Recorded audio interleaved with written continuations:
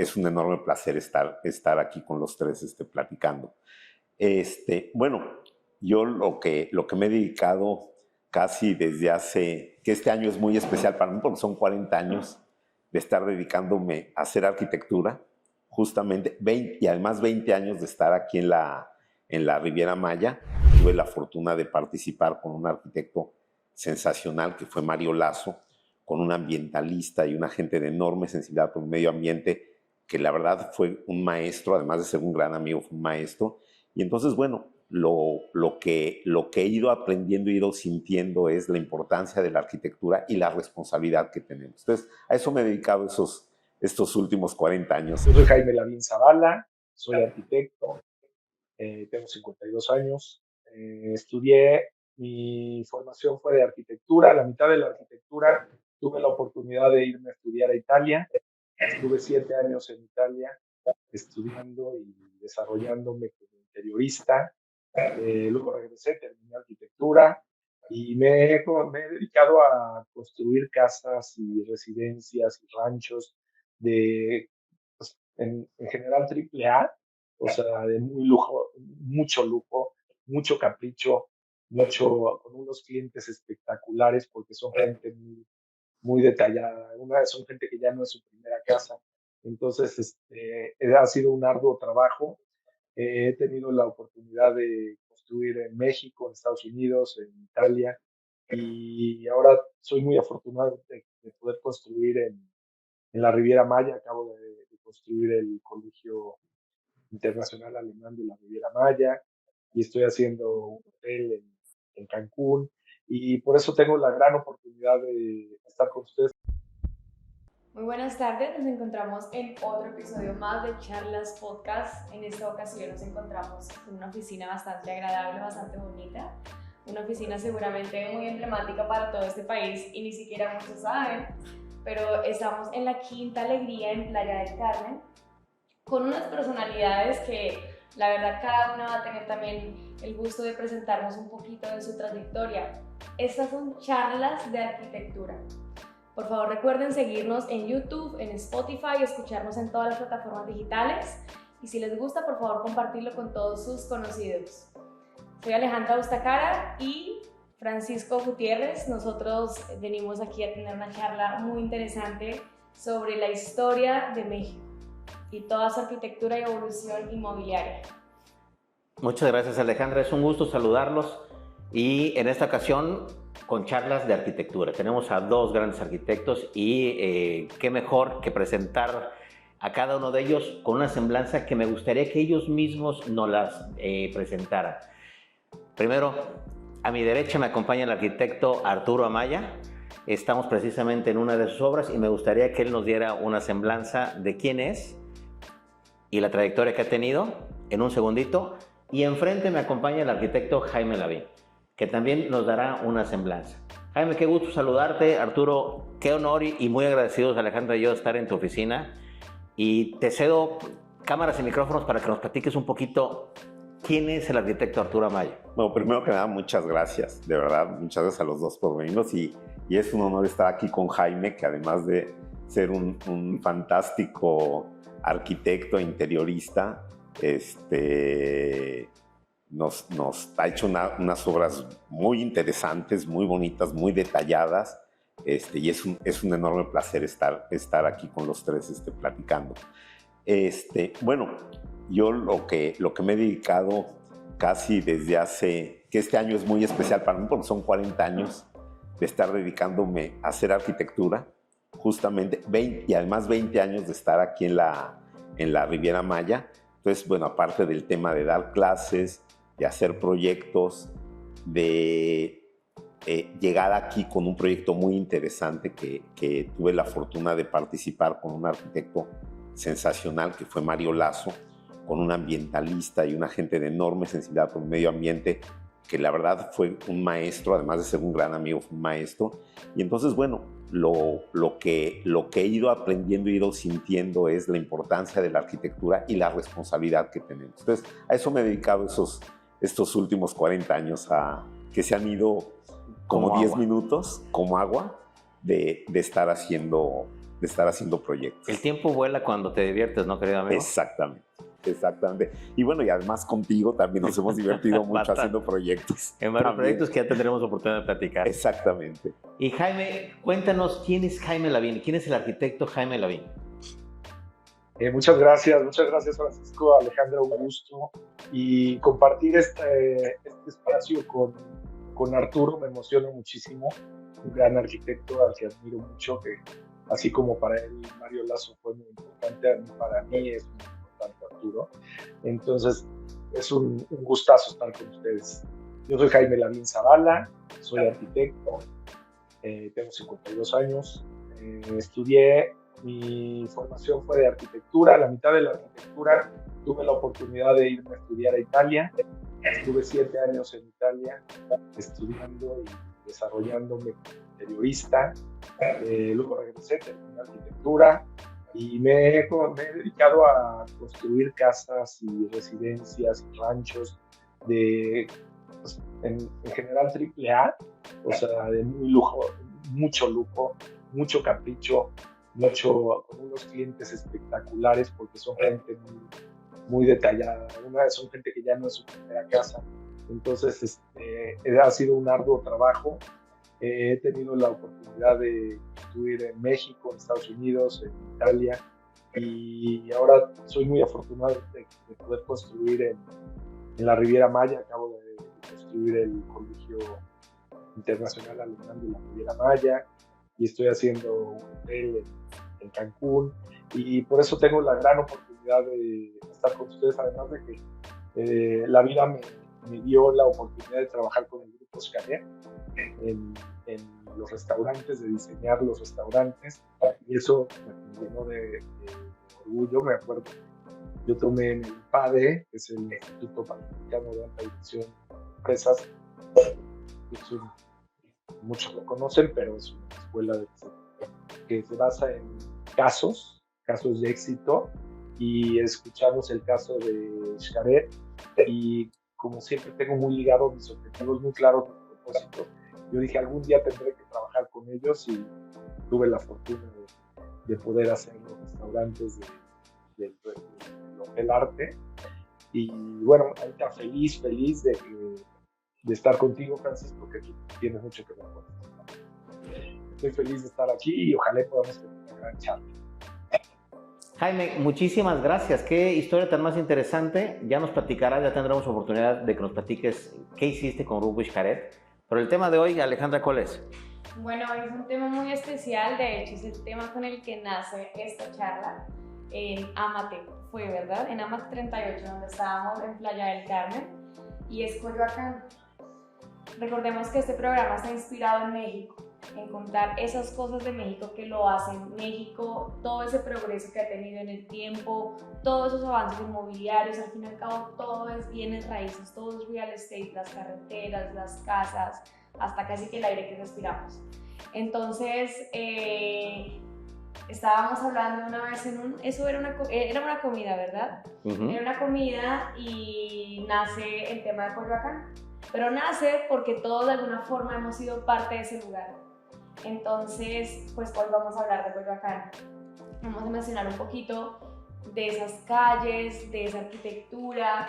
De hecho, aquí también, además de esta oficina, ¿también tienes una oficina tú en Coyoacán?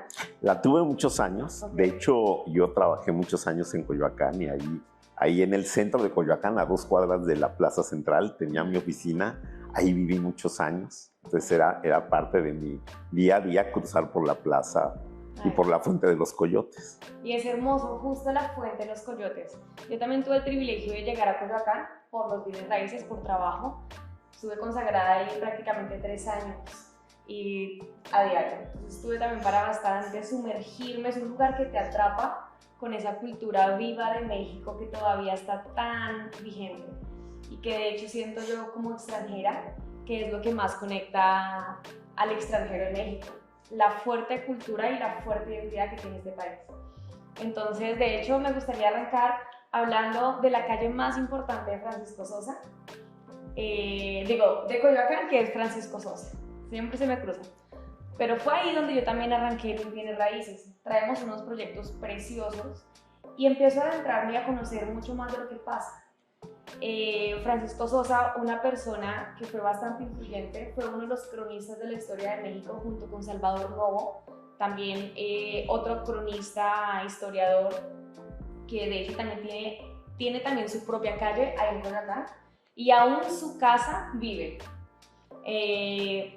También es por el mismo camino de Francisco Sosa donde le podemos llegar. La intersección es entrando de la iglesia que se encuentra en la entrada con Insurgentes. Sí, la Conchita. La Conchita. Con universidad, Gracias. Claro. Es correcto, con universidad, sí. Y ahí entra, y ahí como a unas 2-3 cuadras se encuentra la calle Salvador Novo, lleno de museos, todo por ahí, y vamos entrando por toda la calle Francisco Sosa, que es la más importante de Coyoacán, porque fue una vez Camino Real de México. Y tenemos un visitante hermoso, una mascota hermosa que nos encanta también. Bueno, y continuando con el tema de Francisco Sosa, es muy bonito porque es una calle, además de que llena de árboles, de las calles más arboladas que he visto también en toda la Ciudad de México. Hace un camino real, que se le denominaba el Camino Real, y es por donde pasaban todas las figuras españolas y de la conquista mexicana. Y cuando es época de jacaranda, qué hermoso se ve, ¿no? Preciosos, sí, preciosos. De hecho, son los árboles como más icónicos, y eso que vienen de otro país también, pero es de los árboles más icónicos de la Ciudad de México. Entonces, bueno, de hecho, no me dejarán mentir, ustedes también han estado en Coyoacán, sabemos de la vibra que es ese lugar, de toda la historia que esconde cada una de esas calles, de cuántos historiadores encontramos en cada lado, contando y redactando al público esas historias que pasaron tantos años atrás y que hasta la misma Frida Kahlo todavía hace parte, y muchos más. Hasta Porfirio Díaz, Carmen Romero Rubio, Porfirio Díaz, que fue uno de los urbanizadores de Coyoacán. Y bueno.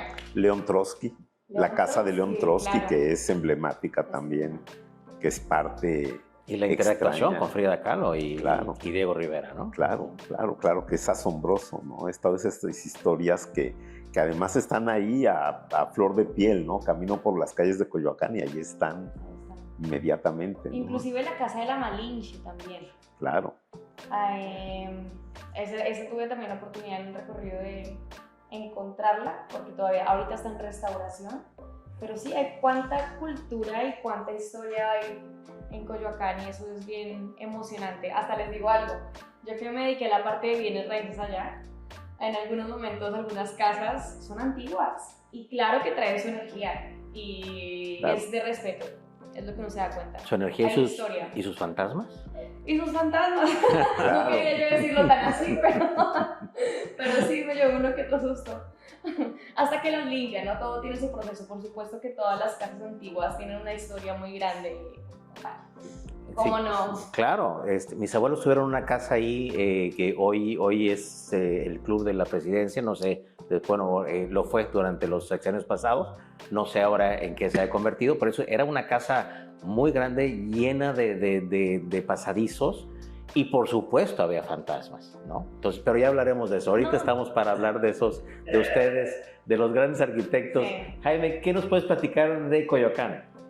Bueno, para nosotros que vivimos en la Ciudad de México, Coyoacán es como transportarnos a otra dimensión. O sea, realmente está a minutos de nuestras casas y cambias completamente de ambiente, ¿no? Llegas a un pueblito con calles adoquinadas, con calles empedradas.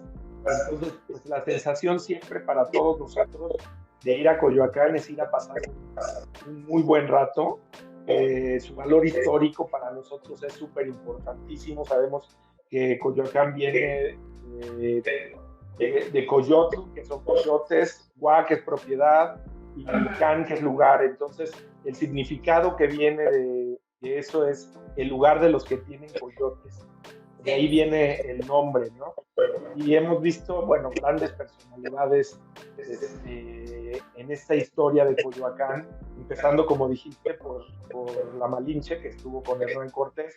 Hernán Cortés, mientras destrozaban el centro histórico, la gran Tenochtitlan, y la destrozaban, él decidió irse a Coyoacán.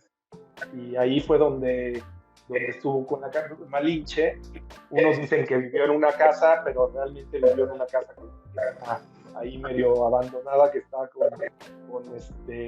con unas paredes rojas y todo eso. Ahí es donde vivió Hernán Cortés, y ahí procreó a su primer hijo, con la Malinche.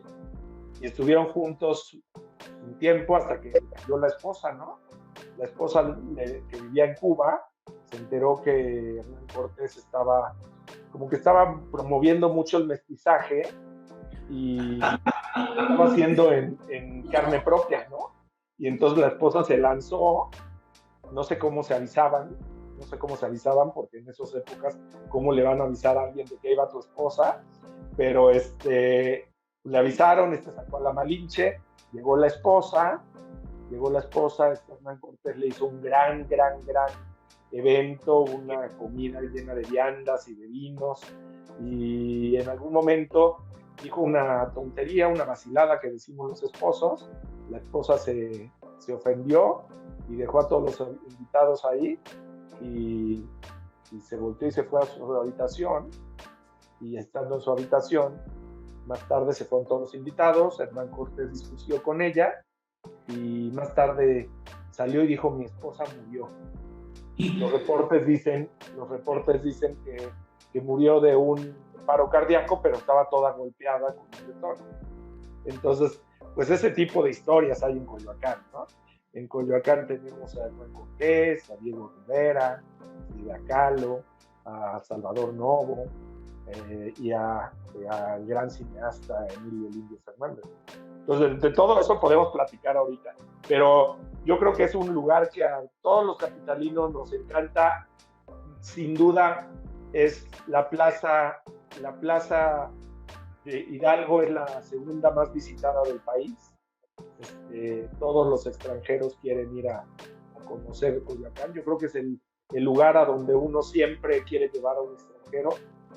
Yo descubrí que si sales del aeropuerto y te vas por Río Miscuac, es mucho más bonito la llegada a la Ciudad de México que si te vas por el viaducto. Entonces decidí que del aeropuerto yo siempre iba a agarrar Río Miscuac e iba a pasar a comer, desayunar o cenar con los extranjeros que recibiera a Coyoacán. Ese sería el mejor de los caminos, porque si lo sacas por viaducto y todo eso, pues ven cosas raras, ¿no? Pero si lo sacas por Río Miscuac, ven puros árboles, como decía Alejandra, árboles, y al entrar a Coyoacán, pues es verdaderamente la esencia de México. Coincido contigo. Y hay un tema que comenta Jaime que es muy interesante, y es el remontarnos en Coyoacán al siglo XVI, porque en parte de lo que comentas, Jaime, en lo que destruía Tenochtitlán, porque claro, a final de cuentas, lo que es la Ciudad de México es un conglomerado de pueblos que se fueron conurbando, porque realmente Tenochtitlán estaba al centro del lago, y cuando llegan los aztecas estaba rodeado de pequeños poblados, y el Valle de México no es un valle, es una cuenca. De hecho, la definición es cuenca endorreica, no es ningún tipo de enfermedad, es el nombre geológico que se le da a estas formaciones, y que son los ríos que van para adentro. Y claro, ellos tenían un lago y alrededor del lago todo esto. Claro, llegan los españoles y no sabían cómo manejar este lago. Lo único que se les ocurrió fue, lo que bien dice Jaime, destruirlo, secarlo. No tenían esta idea de cómo convivir con el agua más que desecando el lago. Y claro, eso nos llevó que hasta los años 60 se seguía inundando la Ciudad de México. El centro seguía teniendo 1 metro de agua si había lluvias importantes, hasta que no se hizo el drenaje profundo. O sea, claro, fue por siglos inundándose el centro. Y claro, ¿qué poblados estaban libres de esto? Pues los que estaban en la orilla del lago. Entre ellos estaba Coyoacán. Coyoacán estaba fuera del lago, en unas zonas más limpias de viento, menos con estas aguas estancadas que no supieron manejar correctamente los españoles. Y claro, irte al pueblo de Coyoacán era salirte. Entonces, todos estos pequeños poblados, la Ciudad de México realmente es una conurbación de pequeños pueblos que se fueron uniendo, y por eso Coyoacán tiene ese carácter tan fuerte, y por eso tiene su centro, su plaza, y es el pueblo de Coyoacán. O sea, tiene ese carácter tan fuerte que viene y claro, Hernán Cortés lo que hizo fue salirse y tener afuera de ese desastre que estaba pasando en Tenochtitlán su casa fuera del lago y de las aguas estancadas. No se les ocurrió nada mejor que secarlas y de hecho hay un dato curioso, en el siglo XIX llaman a unos holandeses para ver cómo podían, porque todavía en el siglo XIX se podía navegar el lago, había un vaporeto que circulaba por Xochimilco y podías llegar de Texcoco a Xochimilco, todavía en el siglo XIX, y llaman a estos holandeses y les dicen que qué hacían para controlar las inundaciones, y se les ocurre una idea genial, que eran unos diques, los diques que se llamaba el Albarradón de Nezahualcóyotl. O sea, tuvieron la novedosa idea de hacer lo que había hecho Nezahualcóyotl para controlar los niveles de agua. Entonces, claro, es un tema de... ¿Pero era una especie de vasos comunicantes? No, era un dique. Era dique. Literalmente lo que tenía... El Albarradón de Nezahualcóyotl era un dique que separaba las aguas y entonces había diferentes niveles de lago. Como en Ámsterdam. Exacto. Y entonces había un lago, que el lago de Texcoco, por su suelo, era un lago más salado, y el otro era un agua más dulce. Entonces incluso separaban las aguas. Entonces había un manejo muy inteligente de los lagos y de la ciudad. De hecho, cuando llegan los españoles, se les caen los calcetines nada más de ver la maravilla que era Tenochtitlán, de ver una ciudad limpia. Uh-huh. Claro que el río Sena era un mugrero, el Támesis eran ciudades donde usaban los ríos como vertederos realmente, y esta era una ciudad impecable. Entonces, bueno, lo que acaba sucediendo con la ciudad es esta desecación progresiva de los lagos y manejo del agua, donde hay quien alguna vez en una conferencia decía que en la Ciudad de México estábamos muriéndonos de sed porque tenemos que traer agua de lejos y con el agua hasta el cuello, a punto de ahogarnos. Entonces, viviendo esta contradicción de cómo manejamos el medio ambiente en la ciudad. Entonces, cómo entendemos la ciudad, cómo manejamos el medio ambiente, y a final de cuentas son historias muy antiguas. Lo que vemos es que la trayectoria civilizatoria y el hablar de Coyoacán y de por qué estábamos en Coyoacán, pues le empiezas a rascar y hay mucho que nos trae al pasado, pero mucho que nos proyecta también al futuro, ¿no? ¿Por qué nos tuvimos que ir a Coyoacán? Hombre, pues Coyoacán se consolida precisamente por salirse del centro histórico de lo que es la Gran Tenochtitlán. Y lo que dices de salirse también de toda esta inundación que estaba ocasionando. Les voy a confesar algo, yo estoy la verdad fascinada con lo que estoy escuchando de información de ustedes, de los tres, porque yo leí los libros, leía muy conciencia los libros de Salvador Novo y los de Francisco Sosa, que son los cronistas. Y vaya que hicieron una labor supremamente detallada, tal detalle como el que ustedes están contando en este momento, que simplemente me están llevando a una lembranza de aquel momento que yo estaba leyendo los libros. Porque lo explican. Coyoacán justamente es la ciudad que es como la ciudad especial de los españoles y de la conquista, porque se sale de todo este caos que hay de las inundaciones. Entonces era el único lugar seco en las periferias de la Ciudad de México, y por eso toma tal importancia, que de hecho también en estos mismos libros dice que es el pueblito virgen de la Ciudad de México.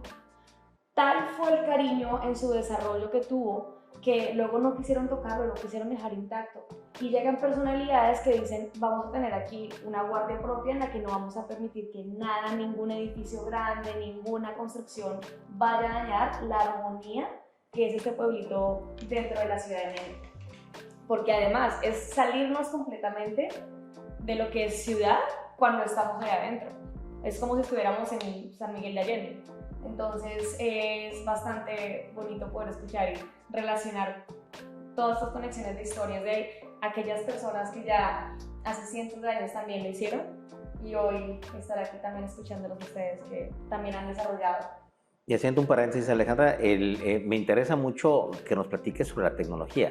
O sea, los españoles en la época colonial estaban regresando a usar la tecnología que ya ellos habían encontrado, no solamente con los aztecas, digo, los mayas, por supuesto, que no quiero ahorita mezclar culturas, pero me estás diciendo que los españoles encontraron una solución en una tecnología que ya previamente había existido y que estaban No, por fue hasta el desaparecer. siglo XIX que vienen los holandeses. Ok. Fue hasta el siglo XIX, ya... No, o sea, más allá pasaron de muchos la época siglos. de la colonia. No daban con qué solucionar el tema de las inundaciones. Incluso hizo el famoso Tajo de Nochistongo, que fue una historia catastrófica de tratar de sacar el agua, hasta que se hizo el drenaje profundo, que es un gran tubo que atraviesa este bowl que tenemos, que es el valle, que no es Valle de México, que se hace este agujero y esta perforación. Hasta entonces se solucionan las inundaciones. Pero fue hasta el siglo XIX. Fue hasta el siglo XIX cuando traen a los holandeses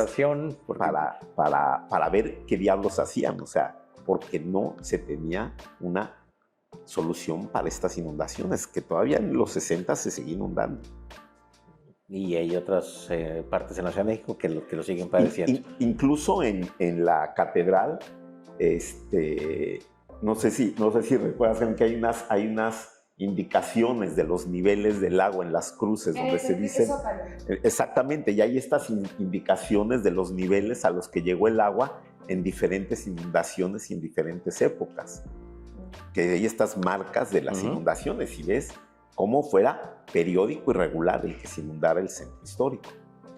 Que, como tú dices, era la parte más normal porque era un lago, ¿no? Claro, era donde existía un lago y donde se manejó era muy difícil que se imaginaran cómo convivir con el agua si vienes de Castilla y si vienes del altiplano y si vienes de tal, ¿no? Es un tema totalmente cultural, que eso yo creo que lo hace muy interesante porque te hace ver cómo la visión cultural hace tu manera de construir ciudad. Cómo ves la cultura, cómo sientes la cultura, es cómo vas a abordar la manera en la que vives y creas ciudad. Y claro, es más, en Xochimilco, pues las chinampas y todo, era una cosa natural el hecho de cómo cultivas, cómo vives, cómo convives con el lago. Ahorita que decías de los cineastas, Jaime, me acordé de La Casa del Indio Fernández y de Manuel Álvarez Bravo, ahí en Coyoacán, que tienen unas tomas fantásticas de Xochimilco y de estos canales en sus películas que son espectaculares y que te habla de estas imágenes del lago que existía, ¿no? Oigan, y hablando de cine, la Cineteca también. La Cineteca Nacional, claro. Un lugar... La Fonoteca Nacional también está ahí. Precisamente en la Casa de Alvarado, que es donde está la historia de México congelada en los audios de personajes muy importantes. Ahí en la Fonoteca están grabados todos los hechos históricos, las narraciones, todos los programas de radio, y ahí resguardan todo el patrimonio sonoro del país. Entonces esa fonoteca es bien importante, la Cineteca, por supuesto, que es algo muy importante en Coyoacán. Y como tú decías, que Salvador Novo, que te gusta leer de Salvador Novo pues era el gran cronista, el historiador, el poeta, el escritor, que ahora en la actualidad en su casa hay un teatro experimental, que no dejen de ir a verlo. Por muchos años se llamó La Capilla, ahora no sé cómo se llama, pero se llamaba La Capilla, y estaba ahí la señora Jesús González. Jesús Rodríguez, claro. Jesús Rodríguez, y hacía unas obras de teatro experimental increíble, con una picardía política. Yo me recuerdo un día que estaba yo ahí y que cayó el presidente Ernesto Zedillo siendo presidente, y lo criticaban en la obra, y esta continuó, o sea, no le importó, y dijo, pues mi obra es así, si el presidente está aquí yo voy a seguir. Y ahí en la casa de Salvador Novo, pues, tuvo un restaurante, una cafetería-restaurante que duró hasta hace pocos años, donde había un fettuccine al huitlacoche que era increíble. Más que un restaurante, era un laboratorio de recetas mexicanas. Imagínense la combinación, fettuccine al huitlacoche. pero era para chuparte los dedos. La mezcla de dos Y él- culturas. Exacto, imagínate la unión de dos culturas. Y bueno, yo les recomiendo su recetario, el recetario de Salvador Novo, que lo busquen y que lo tengan, porque también son estos grandes personajes que estuvieron en Coyoacán y que todavía le dan vida e historia a este gran pueblo. Vamos a buscarlo. Digo, yo soy amante de la cocina mexicana, por supuesto, y las fusiones me fascinan. Alejandra, ni se diga, como colombiana, amante de la cultura de México. Y bueno, tú y yo somos gordólogos profesionales. Exacto. No, y les digo algo, los esquites de Coyoacán, háganme el favor, eso es solamente de Coyoacán, de hecho. La cantina La Guadalupana, La Guadalupana. Que por Exacto. muchos años el fue Café El Jarocho. el centro de reunión de muchísimos. Oye, pero no quiero perder la oportunidad de sí comprometernos con nuestros amigos, de ponerles el link, porque Alejandra ya la conozco, se va a dar la tarea de buscar el recetario de Salvador Novo. Entonces, les prometemos, vamos a poner en el programa el link que para que puedan llegar y después haremos algunas pruebas gastronómicas con ese recetario. Uf, me apunto. Claro. Hay unos de hoja santa, hay un platillo con hoja santa que es delicioso, yo no me acuerdo cómo Bueno, se llama, un envuelto creo que es. Con pescado se usa mucho Sí, se usa. la hoja santa. Sí, y ahora que hay una serie de restaurantes ahí en la plaza principal, bueno, se come muy bien. Los danzantes, uno tan conocido, Sí. de hecho hay fotos también de la evolución de México en el tiempo y salen los danzantes, el coyotito en la plaza y al fondo un primer draft que fue su primer momento y dices cómo muchas cosas han cambiado pero a la vez no han cambiado Claro. porque ha sido toda una evolución del blanco y negro al color ahora, entonces pues ha sido bien interesante. Claro, vaya, muestras gastronómicas como los restaurantes que ustedes dos mencionan, los helados, no podemos dejar pasar los helados de Coyoacán, las quesadillas, Los churros también, los churros los en la churros, plaza, las cantinas. los elotitos. Y vaya, yo les platico, en alguna ocasión, yo todavía soltero, con alguna novia le dije, hoy vamos a comer en Coyoacán, pero no vamos a comer en los restaurantes. Vamos a hacer lo que a mí me prohibieron cuando era niño, comer en la calle. Y esa vez empezamos con unos esquites, las gorditas afuera de la iglesia en el centro de Coyoacán, ¿te acuerdas de esas gorditas Sí, claro, de sí, nata? Sí.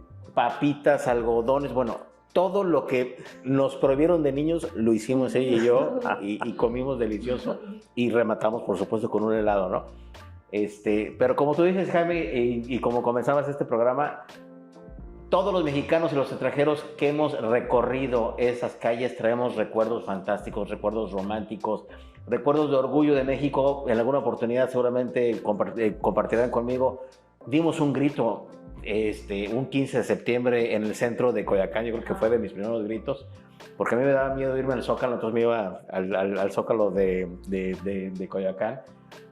Y tantas aventuras que tuvimos ahí, dos de mis mejores amigas de esa época, cuando éramos jóvenes, Willy Fonseca, que seguramente verá este programa, mis amigas del Francés del Pedregal vivían por supuesto ahí en Coyoacán y siempre era el pretexto irlas a visitar para estar en Coyoacán, pasar por ellas e irnos a recorrer sus calles y su plaza.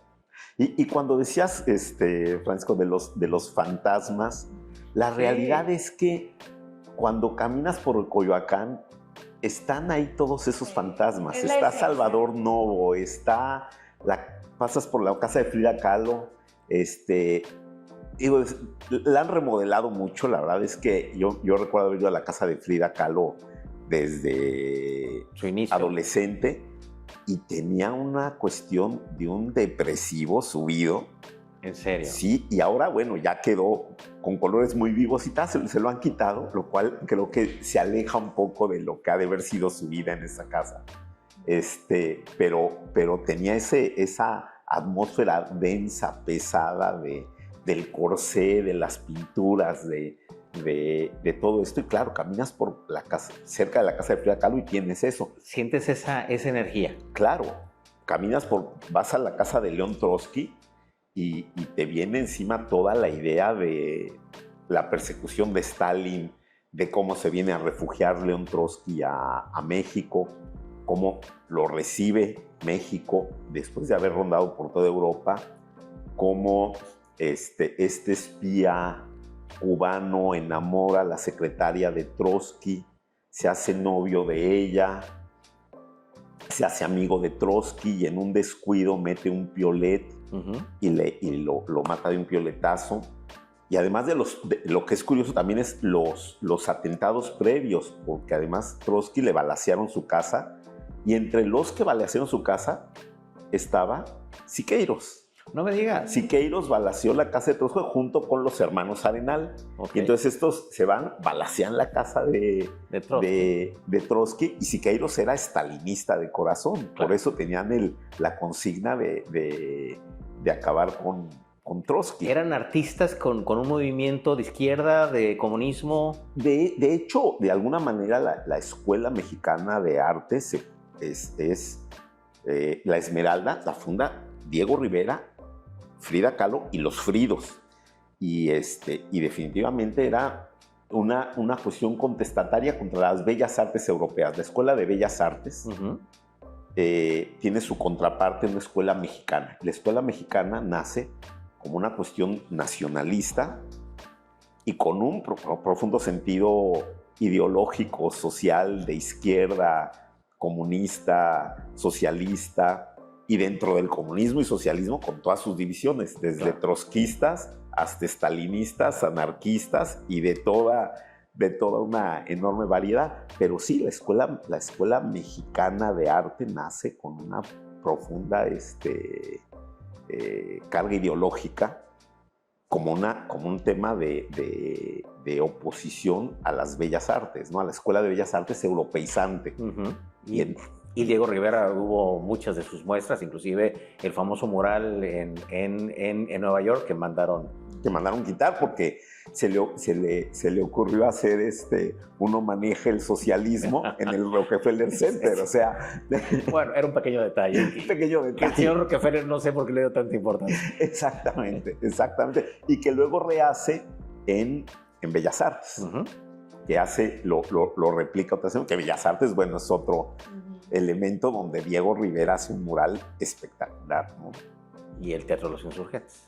Y el Teatro de los Insurgentes. Como claro. Coyoacán es esa cuna de toda esta cultura, de toda esta creatividad, de todo esto tan pintoresco que luego se refleja en muchos lugares, como se comenta ahorita en Bellas Artes, inclusive en el mundo entero. México es conocido mundialmente por estas obras de Frida Kahlo, justamente tan dramáticas, ¿no? de ella misma, que de hecho al principio, también recordando un poquito su historia, ella a través de su tragedia es donde empieza a desarrollar su identidad para el mundo, la identidad suya de México para el mundo.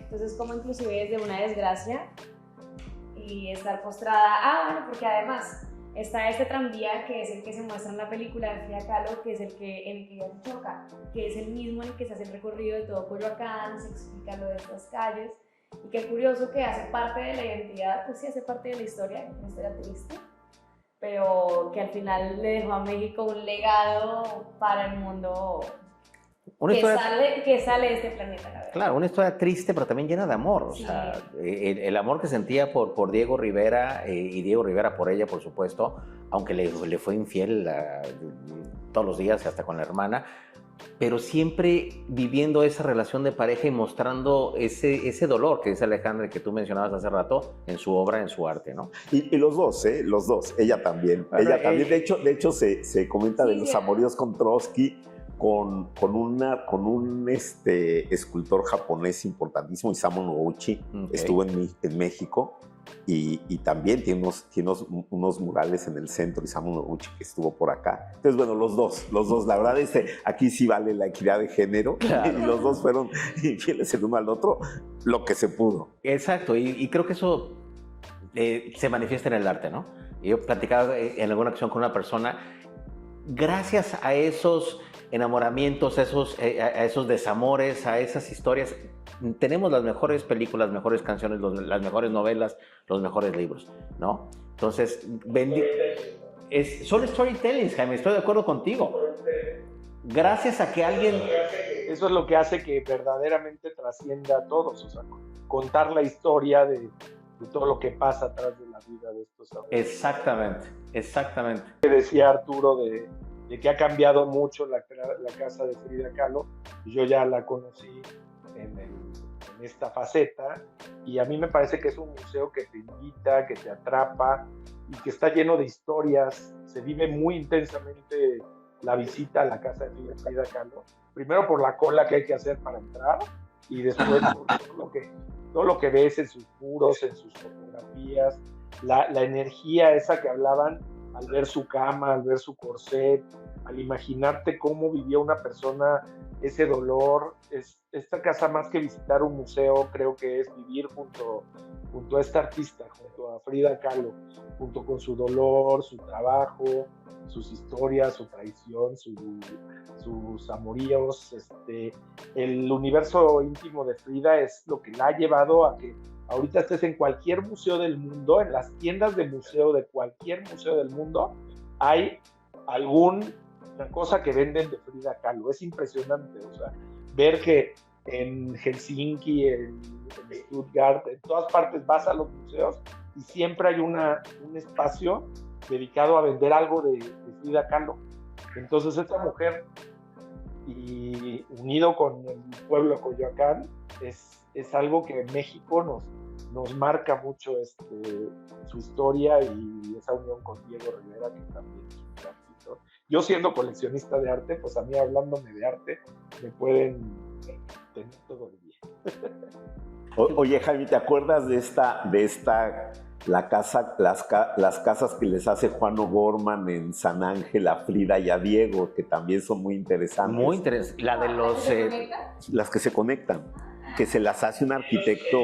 Juan O'Gorman tenía la idea de hacer esas casas que a cualquiera le parecerían frías y tipo bodega y todo eso.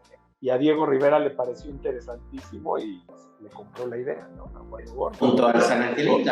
Pero después también, con Juan O'Gorman, Diego Rivera hizo la Nahuacalli, que también está ahí en Coyoacán, que pertenece a la delegación de Coyoacán, y que es un museo increíble, que va desde el inframundo hasta el sol, y que está lleno de mosaicos diseñados por Diego Rivera, y que tiene piezas olmecas, totonacas, zapotecas.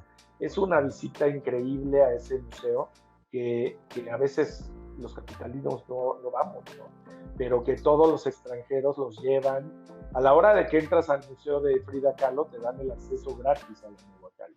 Entonces, museos en Coyoacán, pues está el de Frida Kahlo, el de León Trotsky, pertenece el MUAC, el Museo Universitario de Arte Contemporáneo, que también pertenece a Coyoacán, el Universum y el de Diego Rivera, la Nahuacalli, que fue una obra muy buena en conjunción con O'Gorman, que a mí me encantaría hacer una participación así, ¿no? Con un artista plástico, hacer un museo, algo que se le ocurra, va a ser increíble, ¿no? Como las torres de satélite, o como algo muy, muy representativo del lugar. Y Coyoacán, pues, está lleno de cultura, o sea, vomita la cultura. Y muy cerca está también, ahorita que hablas de los museos, el Carrillo Gil. El museo de Álvaro Carrillo, es fantástico, un museo.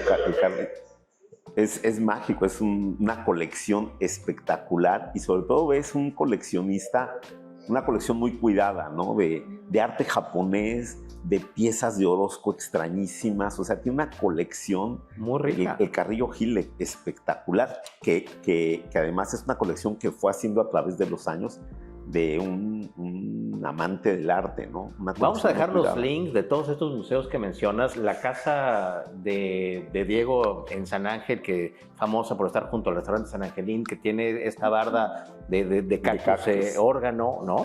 Que la hace espectacular. Como tú dices, a lo mejor un poco fría, ¿no? Ahora se nos hace más contemporánea, ahora que estamos yéndonos más hacia la arquitectura minimalista, más de formas geométricas. Y la barra de órganos, que es bellísima y que creo que han replicado en muchísimas residencias en San Miguel de Allende, en Oaxaca, etcétera, etcétera, ¿no? No, y de hecho, ¿verdad? Pero justamente agregando a esto, hay muchas casas de arte y cultura de los diferentes países dentro de Coyoacán. Entonces también es un lugar en el que se congregan diferentes nacionalidades a hacer sus respectivas celebraciones, pero en la armonía y en el lugar de Coyoacán.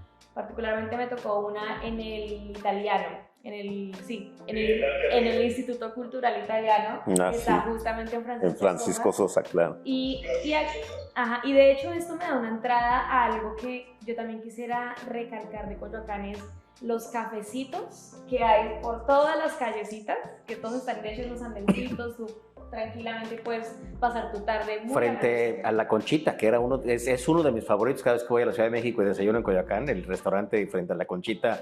No recuerdo el nombre de la fondita esta, Jaime, no sé si la recuerdas. ¿No?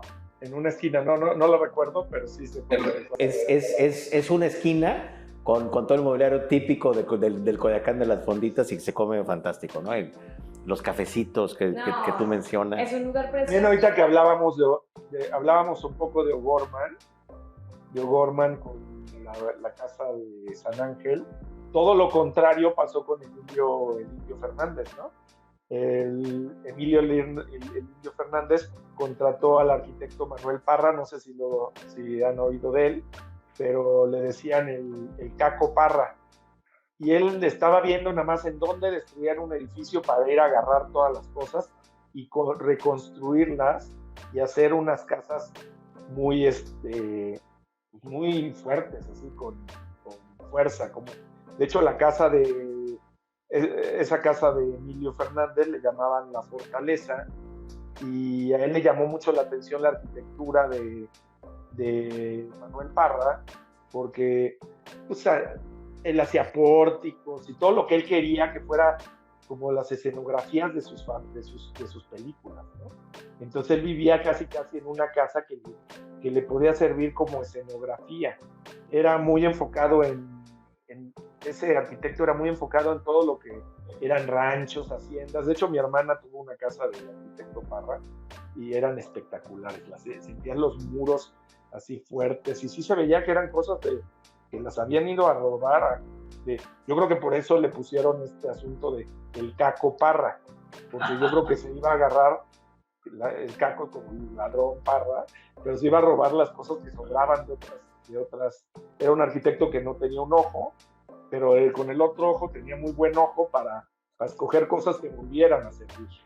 Entonces, su arquitectura era ideal para el Indio Fernández. El Indio Fernández hace esta casa casi sin dinero, ¿eh? O sea, contrata al arquitecto, el arquitecto hace el proyecto y él no tenía dinero para construirla, entonces fue poco haciéndola, pero él llegaba y le decía a los artistas, oye, quiero salir en tu película. Y él les decía, sí, mira, voy a empezar a grabarla dentro de un mes, pero ya empieza a trabajar conmigo, vente a trabajar conmigo para que ya te tenga tu lugar bien apartado. Y los ponía de albañiles, los ponía a paliar cosas y de albañiles, y le decía, estoy haciendo esta escalerita, ayúdame.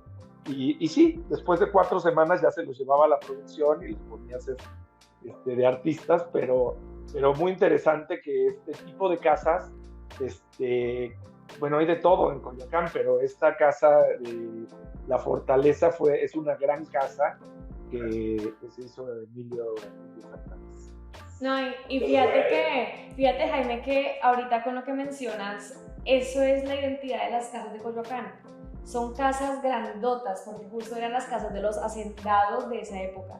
Entonces, claro, esa es la identidad, ese es el ADN de todo eso. Casas que tú entras y tienen desde mínimo 3.000 metros cuadrados. Vemos una puerta pequeña nomás enfrente, pero luego entramos y es otra dimensión desconocida. Lo que decías ahorita, por ejemplo, una casa que también se prestó para que fuera inclusive estudios, inclusive para cines. Ahí se graban muchas novelas. Vi en muchas ocasiones de cómo son instalaciones ahorita de las telenovelas de México. Y también siguen siendo, porque no se permite cambiar por el INAH, no se permite cambiar esta identidad.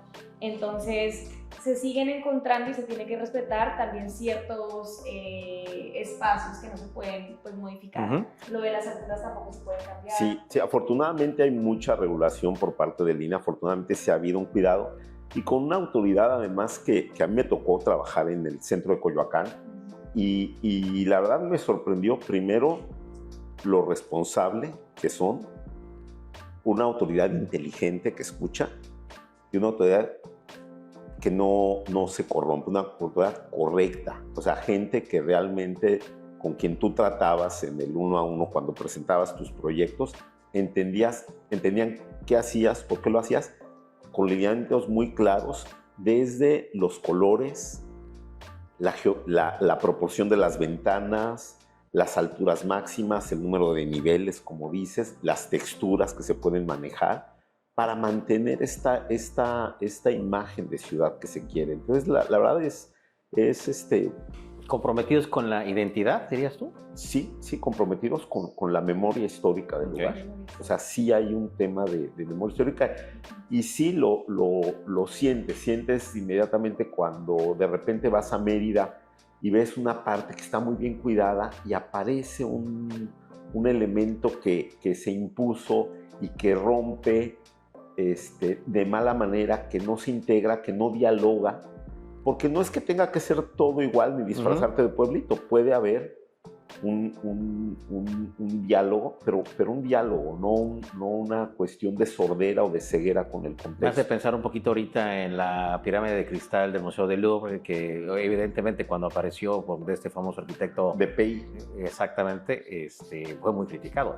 Hoy ya lo vemos como parte del paisaje del Louvre. Pero fue un proyecto inteligente en términos de decir, a ver, no voy a poner un mogote que te tape todo, sino voy a hacer algo muy transparente y voy a conectar y darle lógica al museo operativa. Además, de manera subterránea lo conectó y le dio una lógica operativa. O sea, sí hay mucha inteligencia y de alguna manera también hay como un guiño histórico de la pirámide, del Louvre, de Napoleón en Egipto, del obelisco que existe. O sea, creo que hay mucha simbología. Hay mucha simbología y con una forma muy pura que no te impide percibir el espacio ni ver el edificio completo. Entonces yo creo que es una intervención muy moderna, pero de diálogo inteligente y sensible, y con algo que rompe. Pero sí hay una intervención sensible, ¿no? Yo creo que eso es a veces lo que nos falla en términos de contexto, ¿no, Jaime? El tema de cómo intervienes en un contexto antiguo, cómo eres contemporáneo, pero también dialogas con el contexto, ¿no? Pero también hay que saber cómo intervenirlo, porque también yo, por ejemplo, que viví en Italia, pues todo lo que hacen nuevo lo hacen viejo, ¿no? Entonces, es muy, muy interesante, por ejemplo, cómo los franceses están interviniendo inteligentemente esos edificios, sin que se vea como una agresión hacia el paisaje, como dices, del arquitecto Pei, que resolvió todo el distribuidor del Louvre y además funciona. Yo conozco el museo antes y después, y antes nunca lo acababas porque ibas en un orden cíclico, entonces no se podía acabar. Y ahorita sí puedes decidir si te vas al Louvre medieval o si te vas a ciertas salas que te van gustando, pero sí la intervención yo creo que debe de existir cuando hay espacio. También yo creo que viví en Florencia, no te dejaban hacer más interiorismo, que yo creo que es el caso de Coyoacán, y me parece bien, ¿no? En alguna zona de la ciudad solamente respetar que eso no se va a afectar, porque tampoco queremos hacer un edificio, aunque acabo de ir a un premio de honoris causa a un edificio muy contemporáneo en Coyoacán, y se veía bien, ¿eh? Se veía muy bien integrado. Les voy a buscar el dato también para que lo vean, el dato de este edificio. Y sí, respetar el entorno es muy importante. Y Coyoacán, espero que siempre seamos respetados, porque para todos nosotros es un privilegio pasar un fin de semana ahí. Yo creo que hoy estaba yo pensando en Coyoacán y decía, yo creo que mi próximo viaje lo voy a hacer a Coyoacán. Aunque sea viviendo aquí, voy a buscar un Airbnb y me voy a ir a quedar a Coyoacán para vivir en la mañana, para amanecer en la madrugada, para quedarte en la noche, para ver la fiesta, para oír al señor que canta en la banca y que me decía mi socio hace rato que si caminas alrededor de la fuente te chiflan, que él iba el otro día caminando con su esposa, agarrados de la mano, que les chiflaban y que les decían de cosas, y que estuvo muy divertido. Está lleno de sabores. Coyoacán es un lugar increíble. Y es un legado. Hace un momento tú platicabas, tener la oportunidad de dejar un legado como grandes arquitectos lo han hecho, ¿no? Luis Barragán con las torres de satélite que tú pones como ejemplo. ¿Cuántos legados tenemos en Coyoacán, no? Sí, de hecho ahorita Jaime también menciona algo bien importante, lo que es la contemporaneidad, cómo se mezcla ahorita con Coyoacán. La Torre Mítica es una torre que también hace poquito se construyó, está enfrente de Coyoacán y cómo se ve lindo, o sea, ya tú ves desde un centro y dices qué bonito ya se puede ver Coyoacán, pero adicional a eso, las casas, hay desarrollos adentro que conservan la fachada y que traen toda la modernidad adentro. Entonces eso está bien bonito porque tienes lo mejor de dos mundos, tienes una parte súper histórica y luego entras y te sientes cómodo porque pues hay unos que tenemos preferencias por lo moderno o por lo colonial, entonces pues se vale también vivir en la casa que a ti te guste, pero qué mejor tenerlo los dos en una misma. Y también mencionabas ahorita lo de Luis Barragán, que nos queda al lado.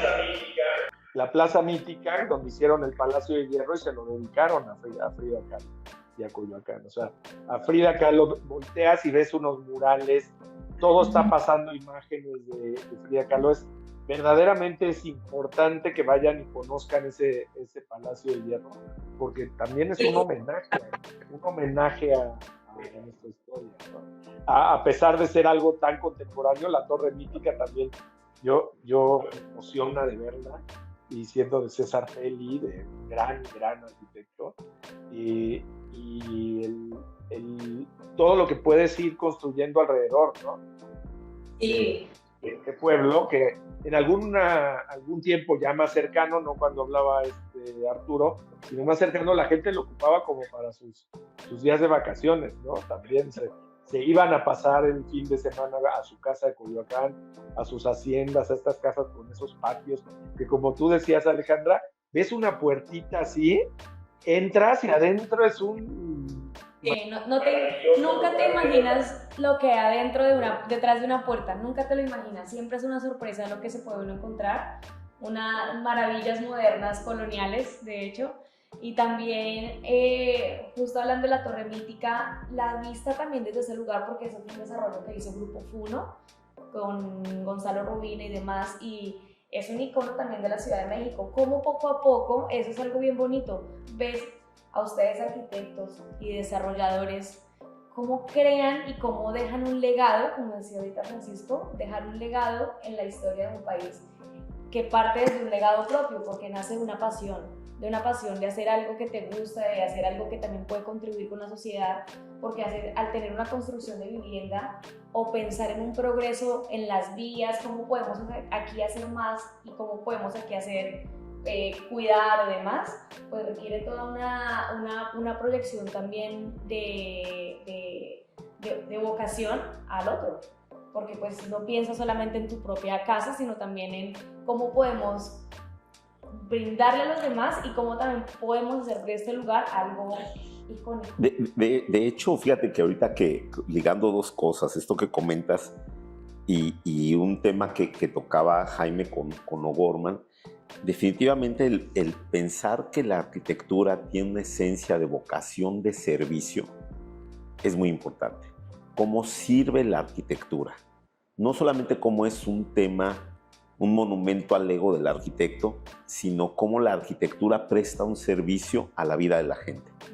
Y la vida de la gente es tanto su cuestión emocional, cultural, hasta la cuestión de cómo se traslada, cómo vive, cómo se siente en el coche, cuánto tiempo toma en llegar a su casa y cómo lo habita. Entonces, definitivamente el trabajo de la arquitectura tiene que ser un tema fundamentalmente de servicio.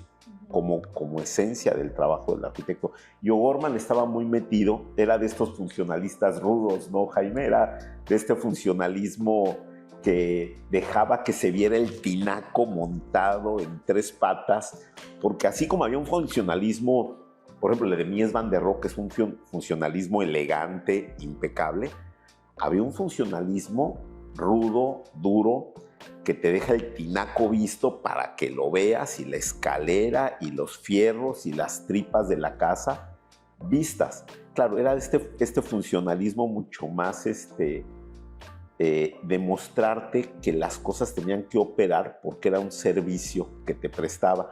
Y creo que esencialmente, ahorita que hablamos de O'Gorman, sí nos deja esa esencia de que es una parte fundamental de la arquitectura, el cómo la arquitectura sirve para la vida de la gente. Claro, no, es que además uno se da cuenta,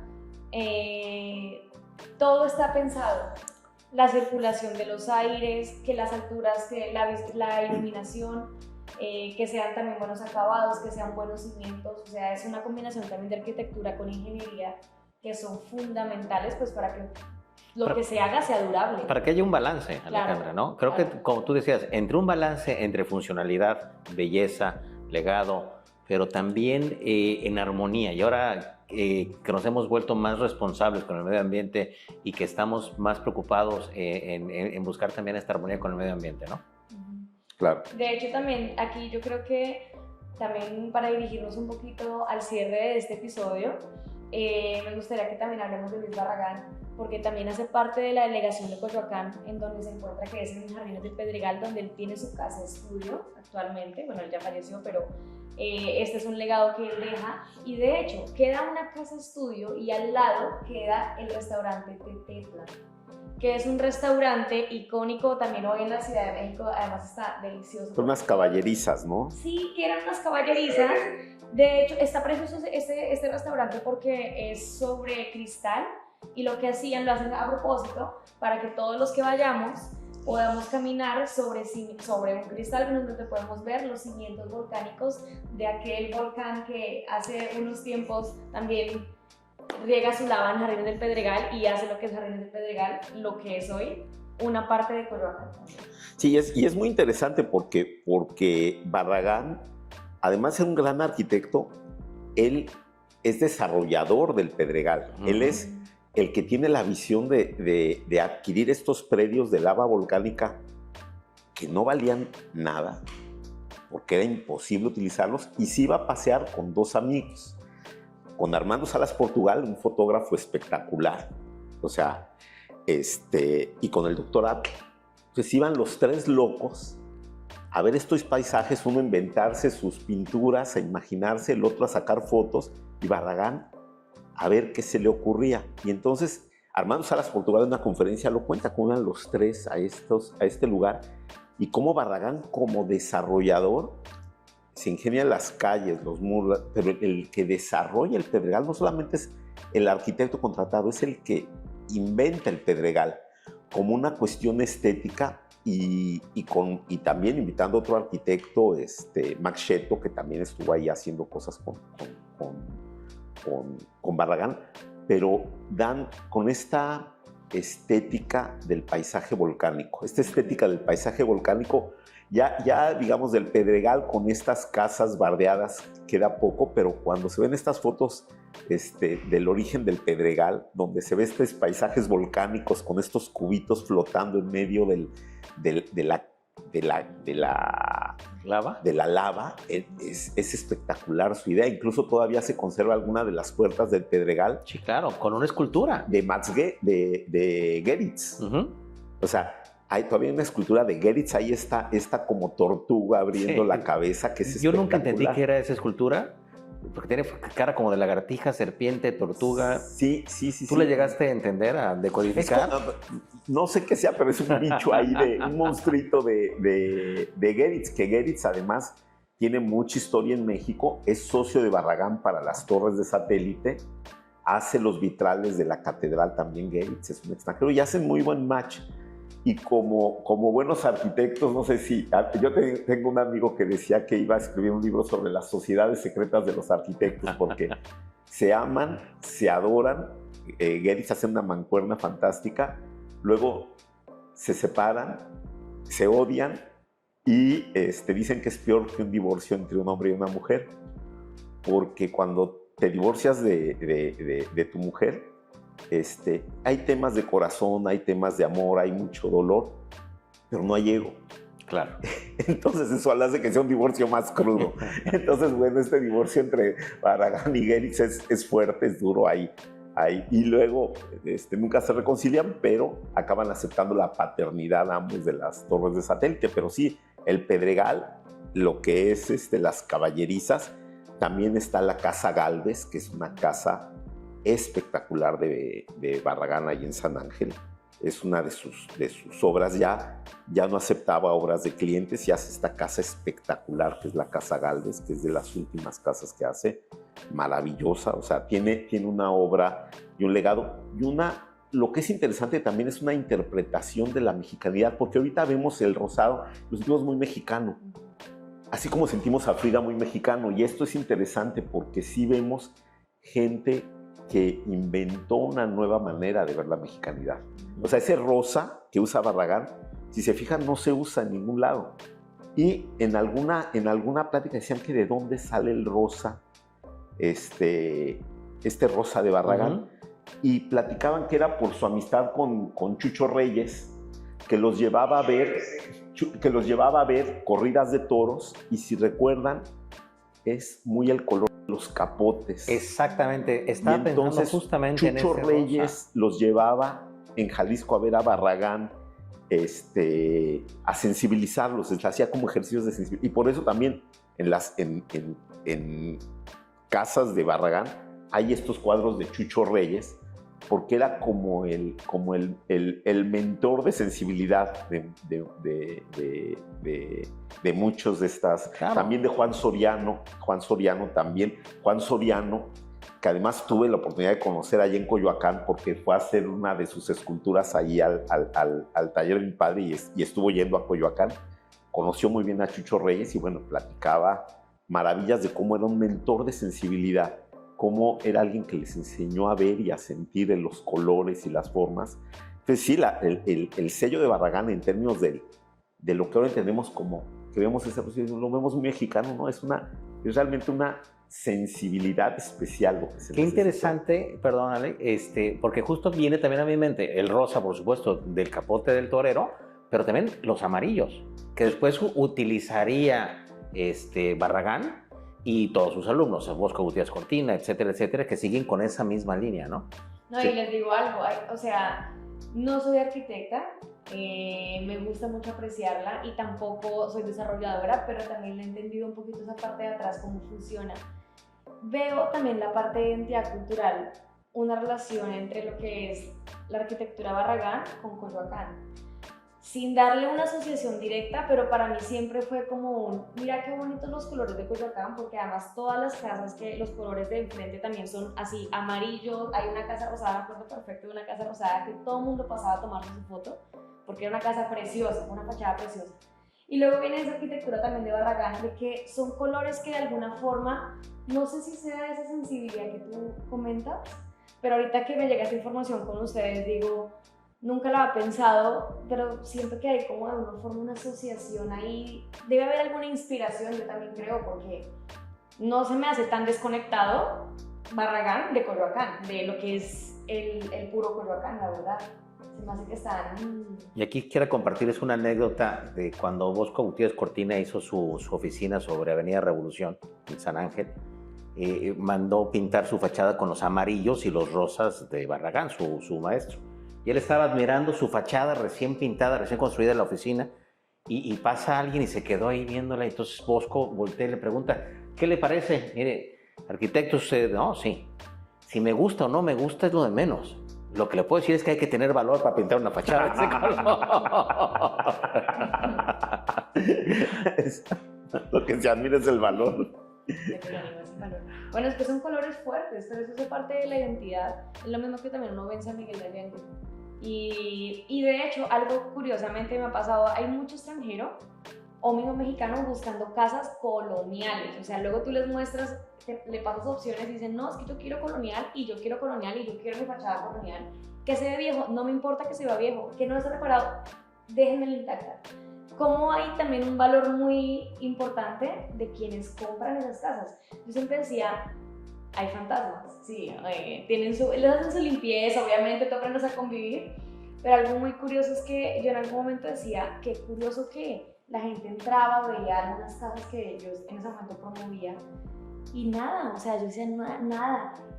Y luego yo llegué a la conclusión, de repente luego llegaba un cliente, al siguiente día reservaba, al mes ya estaba habitándola. Yo decía, ¿cómo las casas? Yo creo que los lugares tienen alma también. Por supuesto. Las casas eligen también a quienes van a vivir ahí y ellos obviamente de alguna forma tienen que conectar. Porque no cualquiera, o sea, uno ve un desfile de personas que con energías diferentes. Pero todos son energías diferentes y las mismas casas también lo proyectan. Que luego dices, aquí sí se hizo la compraventa, o luego dices, no, ni pensarlo, o sea, la casa lo rechazó y luego hasta se caen, o sea, que dices, oye, sí, pero hay una identidad de almas también, hay bastante fuerte del pasado. Por supuesto.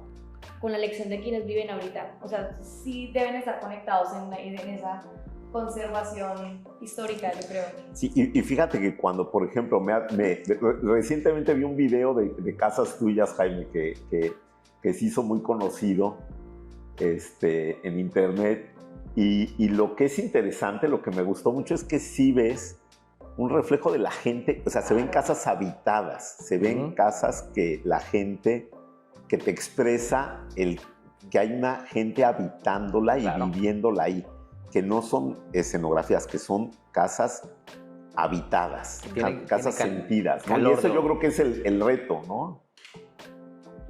Claro, porque es que al fin en cada casa tú le pones tu identidad también. Pero no, en Coyoacán sí yo creo que es una identidad que tiene que ir conjunta. O sea, las nuevas personas deben hacer también un match con ese pasado de la casa, indudablemente. O sea, eso es lo que compran. Al fin y al cabo ellos no están comprando la modernidad. Ellos al fin y al cabo también me encontré con muchos clientes diciendo, es que no queremos cambiarlo mucho. Nos encanta este muro, nos encanta quizá aquí alguna cosa, pero luego le encuentran su identidad y hay veces dices, sí, tienen todo el sentido, o definitivamente dices, no, la quieres transformar y luego se cae la operación. No procede, es que no... Bueno, hay casas en Francisco Sosa, que yo tengo amigos que tienen casas en Francisco Sosa que se conectan por abajo hasta la iglesia de San Juan Bautista, o sea, claro. Y se contactan porque la iglesia de San Juan Bautista tiene catacumbas, entonces hay una conexión por abajo. Wow. Entonces o sea, imagínate la casa de mis abuelos, que te platico, que estaba en Avenida de México, muy cerca de la Troje Domecq. Esa casa, bueno, como tú decías, fue inclusive usada, exacto, sobre Avenida México, fue usada en varias películas. Una donde sale María Félix, de la época de la Revolución, les prometo ponerles el link ahí para que la vean, y otra también de los años 60, en donde sale Magda López, que es con sus hijos, el despedir de los, no recuerdo, pero sale en la casa, y era una casa muy bonita, que abría sus puertas, y entrabas por un camino privado, por un jardín muy grande, pasaba por una alberca con unos capiteles hermosos, y su kiosco, y llegabas a una casa muy vieja. En todo ese jardín, que yo lo recuerdo de niño porque ahí nos escondían los huevos de Pascua y era divertidísimo todos los nietos estar ahí. Un día en esas búsquedas o jugando como niños se nos hundió el pie en el pasto.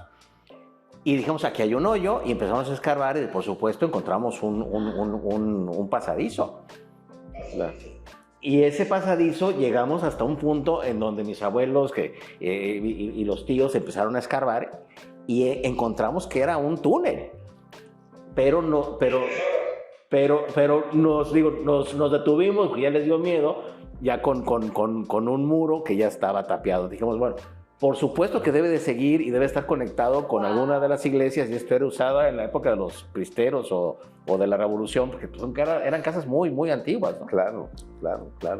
Pero, bueno, y ahorita que decías de los jardines, los viveros de Coyoacán es otro punto emblemático. Otro punto importantísimo para ir a hacer deporte, sí, para disfrutar. Una isla verde en medio de Coyoacán, que es maravilloso también los viveros.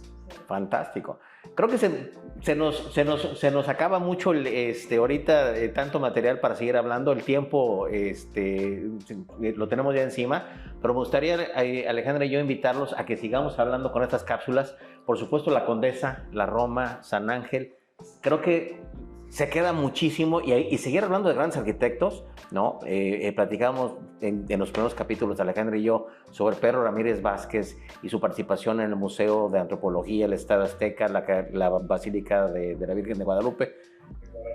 Las tres grandes catedrales de México. Fíjate. Del fútbol, de la historia y de la religión. O sea, las tres grandes catedrales de México. Sí, qué bonita analogía, Carlos. Sí, tienes toda la razón del mundo. Entonces, ¿qué les parece si las siguientes cápsulas, queridos amigos arquitectos, seguimos hablando de estos grandes barrios de México y nos seguimos divirtiendo con ustedes? Porque ese es el chiste de divertirnos en estas charlas. Claro, y de hecho a mí también me encantaría proponerles que hablemos de sus obras, que esa siguiente cápsula sea de esos legados en vida que ustedes están dejando ahorita y que mejor que ahorita nos cuenten ustedes. Fantástica idea, fantástica idea. Claro que sí, con mucho gusto. Encantado. Bueno, pues muchísimas gracias, Jaime, Arturo, Francisco. Este fue otro episodio más de Charlas Podcast, charlas con arquitectos, charlas con leyendas vivas. Estamos muy contentos y muchas gracias por su tiempo. Por favor, si están interesados y si les gustó este episodio, compartirnos en Spotify a todas las personas para que puedan escucharnos en sus autos, en su camino al trabajo o en donde más les gusta, haciendo ejercicio también. Inclusive también los invitamos a que nos vean en YouTube para que vean, nos conozcan a todos, conozcan estas leyendas vivas que están hablando con nosotros en este momento y también las imágenes que hacemos de referencia de todo lo que estamos hablando junto con algunos videos. Nos encontramos en todas las plataformas digitales. Muchísimas gracias por el episodio de hoy y nos vemos pronto. Muchas gracias, Alejandra. Muchas gracias. Arturo, muchas gracias. No, Jaime, qué gusto saludarte. Gracias, qué gusto, Jaime.